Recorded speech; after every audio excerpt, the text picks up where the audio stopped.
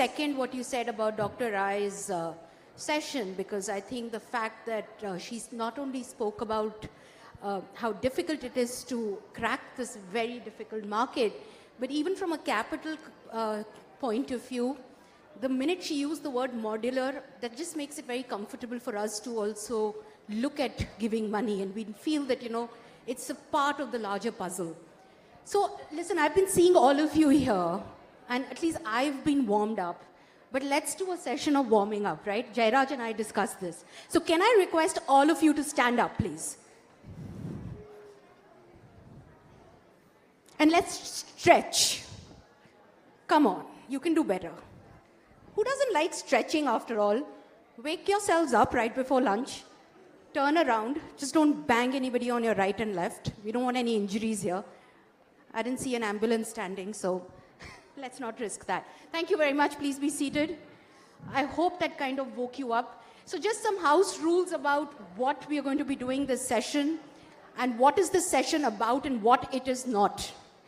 This is not a motivational talk, so please don't expect one. It's not a complaint about how funding does not work. It's also not generic funding advice. But what it is, it's a practical lens on how investors evaluate AI companies. It's a way to link your stage, metrics, and technology to question what investors really ask and what they're really, really asking beneath that question. And a set of specific moves you can apply in your next fundraise. Founders in this room are at very different stage, and I got that sense in the first half of this day today, and I was just filling Jairaj in. From early pilots to scaling companies, the questions you should be asked, the questions you should accept being asked also. I think there is that decision that you need to take. Depend a lot on where you are. So can we have the first Mentimeter, please? Where are you now? And please, please, please use that phone to scan that QR code and answer that question. Where are you now? Is it option A at pre-revenue? Option B at early revenue? Is it option C that you're growing? Is it option D that you're scaling? Or you're not a founder, you're just on the capital or ecosystem side, or as I can see, you're some students there. So you can even, I can ask the students to also take their phones out and participate if they have to. And while you're doing this entire exercise, and I can see some answers coming in, but there's a lot more that you can do. I see that a lot of the people, oh my God, a lot of the people are actually at pre-revenue stage. So that's interesting, that's great, because it gives us perspective on how to cater for this conversation. And the pre-revenue tool and the applied, especially for the applied vertical and SaaS, or whether you're at a late stage AI platform, is just so that you know what could be the right questions for you to ask. So great, as the numbers keep coming in, I can see, at least from this question, I think, Jairaj, it's fair to assume that most of the audience is pre-revenue. Correct. So just a brief reality check so that all of us know where we are as of right now. AI is now infrastructure. It's not a magic word anymore. Patterns, bias do exist, but this is not the center of this session, and I have everyone important. I have the permission to not make it about how women are biased and all of that, because I never faced that. And this is a unique window, and the reason why I say that is because you have access to models, infra, data tools that did not exist a few years ago. So strong technology plus clear evidence gives you more leverage than you've ever had before. So keep this in mind when you're listening through this conversation, and there is a small framework we've created which is called FRAME. It's very loose. This is the lens we're going to adopt. It's F for flow, which means where does the money actually flow in this market? Is there a clear willingness for somebody to pay you money? What's the risk? That's R. A for access. How did the investor actually reach you? Where were you found? M, what is the market, which is where in the AI stack are you playing, and what will be your margin in that place there? Last but not the least is E from frame, which is environment. So jumping right into our segment of questions, Jairaj, there are 3 hard truths about AI fundraising. Many AI companies have some revenue, fewer have a funding story that makes sense to institutional capital. Jairaj, my question to you is, when you see an AI company with early revenue, what tells you it's a scalable product or a business versus essentially a service or a project business? Thanks, Yashodhara. And I think this was very helpful to see that, because most of the people in this room, at least from a founder perspective, come in that very early revenue or early product stages.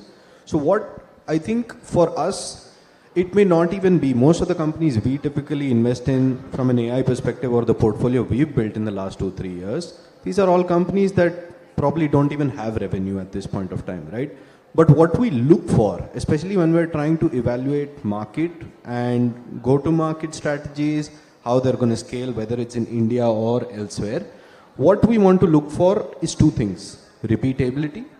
How repeatable are their sales when they go after different customers, and the degree of customization that is required in their product or their platform. Because if the customization is extremely high, irrespective of the customer that they cater to, that means the sales cycle will of course inevitably take a lot more longer time, and then the company will fail to establish a structured portfolio of products that it can build more momentum over, especially sales momentum. So we would look at it as very early. You want these companies to focus on, we build a great product in a particular segment, and then there is enough and push at the same time to scale that in that particular segment. So Jairaj, tell me, have you ever experienced a time where a company has come to you and the technology is incredible, but the business is not? Give us an example of something like that. So yeah, very recently, I think just about last week, I was speaking to one founder from the US, and they're basically trying to experiment with what they're calling small language numeric models. So their thesis is, in a lot of different quantitative market use cases, they want to go beyond the generic text-based LLMs and build this on data sets that can have significantly more accuracy across a wide variety of use cases. And this is a founder who has really spent about 10-15 years in the Valley. They've really, have a very, very deep understanding of what they're building. But at the same time, they've spent about 4 years on this problem statement. And there's nothing to discredit the amount of work that goes in building something, that foundational. But they're very far away from reaching the market at a point or having those early customers where they can scale this as a company, scale this with revenue. And therefore, it's what you said. It may be a fantastic tech product, but if it's not ready to hit some of these levers, then it is not fundable yet. Right. No, that makes a lot of sense, because I think a lot of people get excited when they sort of, crack at sort of a unit level, but just making it into business is a completely different thing. Every segment, and all of you sitting here, we're going to have this one round of quiz in the end, and whoever scores the maximum marks is going to get a crazy gift. And if all of you believed me, then you're listening to me, which is what I wanted to do. So no, after every segment, what we are going to do is have a quick segment of what you should do and what you should don't. So Jairaj, correct me if I'm wrong, you should state clearly which layer of the AI stack you are in. You should show a simple path from your project, make it repeatable, and how that process is going to only improve margins with less customization. Link 12 to 18 month capital use very, very clearly from a de-risking perspective.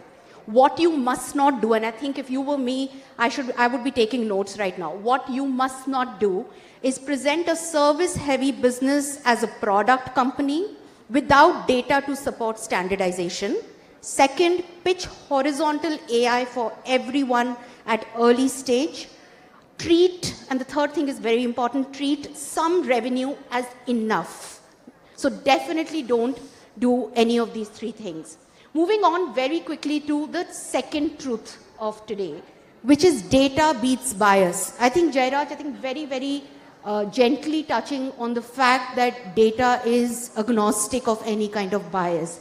So when a founder does not fit your usual platform, but has very strong metrics, and when I say platform, you can understand what kind of biases I'm talking about, but has very strong metrics, what convinces you the fastest? And honestly, tell me a little bit about your fit. Who is your fit? It's a very interesting question that you ask. So I'll take the latter part.